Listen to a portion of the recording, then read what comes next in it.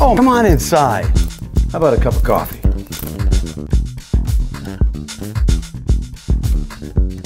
We got 36 years of memories right here. See where we've been for the last 3 decades. Places we've been, the people we've met, I want to share those with you. This is Memories from the Shoebox. Hey, welcome back everybody to another week of Memories from the Shoebox. Thank you for being here with us. Over the last several weeks, we've talked about all sorts of great gigs that we played, but we were constantly asked, hey, how did Emerald City start? When did you start the band? And so last week was our first episode of the history of Emerald City. Took all the way from me being in Detroit to Texas and to the start of the band. So let's start.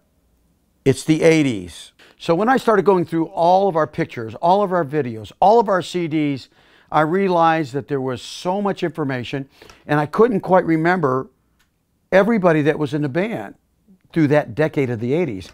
So I invited John Aletta, Jim Foster, Mike Medina to come and help me sort through all this stuff. John Aletta actually was an original member, a founding member of Emerald City Band, and helped me put that horn section with our rhythm section. And so he's a great lead trumpet player. He played with Buddy Rich. He went to college. We went to college together. He was an important part of Emerald City through the 80s and the 90s. And Mike Medina, super talented. He has a recording studio, plays bass, plays drums, plays guitar, and just a great guy overall. So I invited them over. We went through a bunch of information, looked through all the photos, and I think I came up with a pretty good timeline. So let's talk about the 80s. The very first band, this is 1983, 84, and there's no horn section as you can see. Mike McGregor, great songwriter who lives out in LA. Freddie Pohl on bass, who works with Lindsey Buckingham from Fleetwood Mac. There's Adam Palma, who's still with Emerald City. There's me. And there's Eric Stewart, our drummer at the time, who's no longer with us, but he was a sweetheart, great drummer, great feel, and can sing. So this is the Emerald City. And when we used to promote that band, I put flyers like this together. Remember back then there was no internet, there was no phones, there was no beepers, there was nothing. All we had was paper. There was no Photoshop.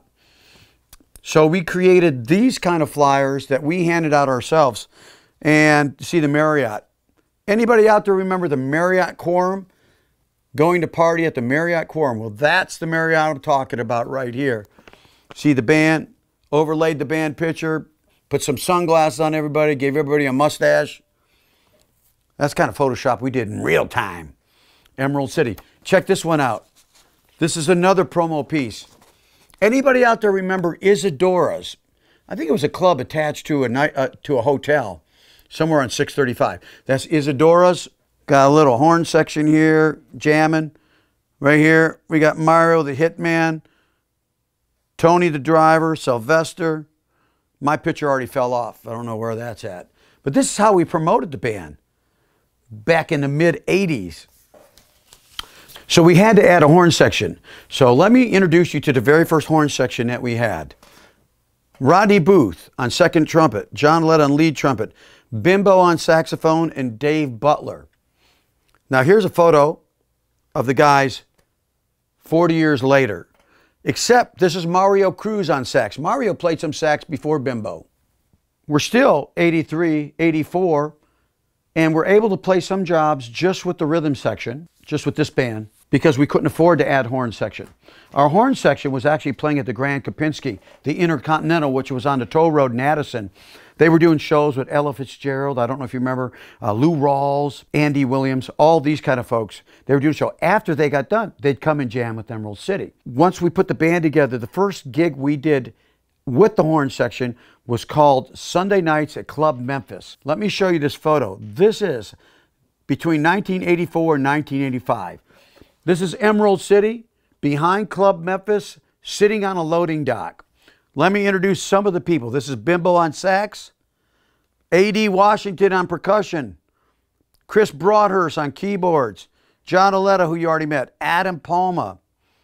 These are just some of the guys. Hawaiian night, Emerald City, every Sunday night. There would be a line around the building every Sunday night. We had all the Dallas Cowboy players there after the game. Even if they're out of town, when they flew in, they headed to Memphis. So this is the earliest video I could find of Emerald City, 1985, Club Memphis. We've all been there. We've all partied at Club Memphis. Check this video out. This is Adam on guitar and I singing Huey Lewis, I Want a New Drug.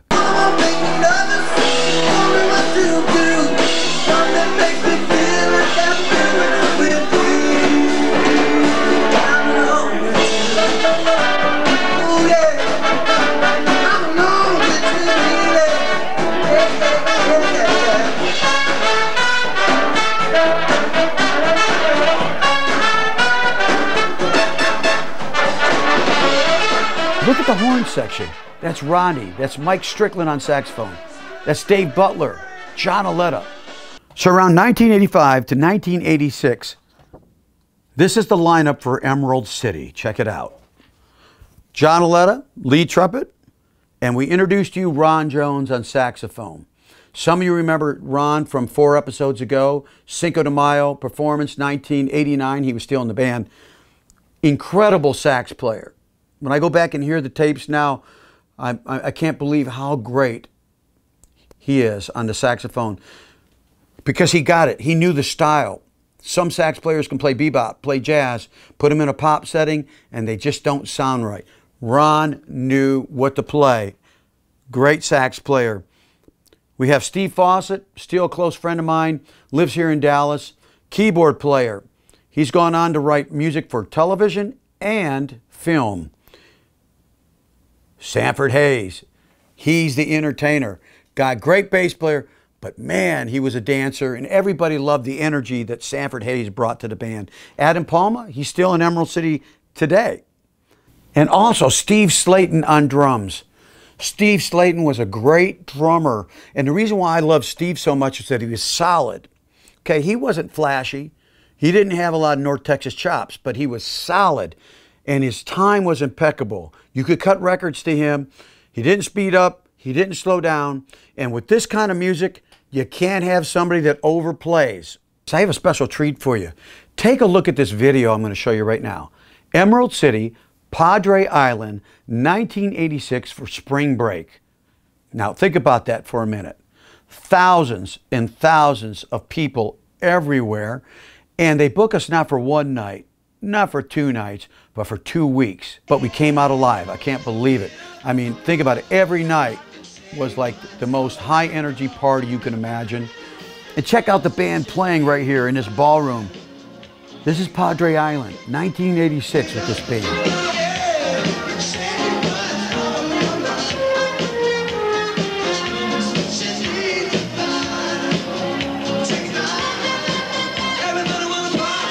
Right, now take a look at this photo. A lot of the same guys I just talked about, but a few new faces for you.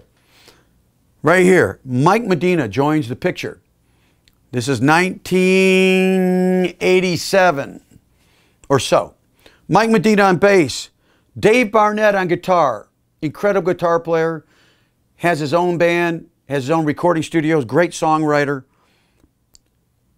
And the rest of the lineup I already introduced you to. 1988, we bring Randy Drake on. Randy was part of North Texas. I believe he's in the 1 O'Clock Jazz Band. This guy could play. He had great time, but he had great chops. And it just coincided with the music that was happening at the time too. I have some video of this band in San Diego performing in 1988. Check it out. Everybody, we got the pieces.